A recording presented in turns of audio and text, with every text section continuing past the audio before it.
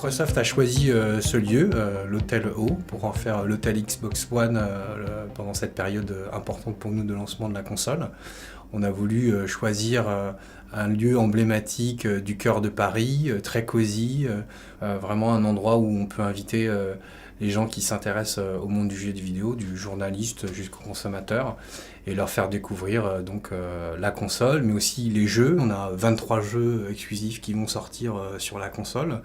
On a donc quelques jeux qui sont présentés ici. Forza, tu parlais de Forza, qui est une expérience formidable en termes de sensation de vitesse, puisqu'on va utiliser l'HD, 60 images par seconde. Donc c'est une sensation de vitesse qu'on n'a jamais aujourd'hui pu montrer sur une console. Avant, la manette de la 360 était un peu plus grande, mais surtout, ce qui va vraiment définir, c'est tous les petits moteurs de réactivité, de retour de force qu'on a mis dans la manette, notamment sur les gâchettes, mais aussi à d'autres endroits, qui réservent quelques surprises au fur et à mesure des jeux que les joueurs vont pouvoir découvrir. Le Kinect, alors déjà pour assurer, non, c'est pas le Big Brother qui regarde et qui enregistre tous tes mouvements.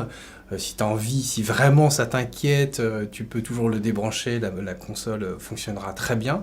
La console va pouvoir réagir à la voix, aussi te reconnaître toi et pas la personne qui est à côté de toi, grâce à simplement le fait qu'elle te reconnaisse.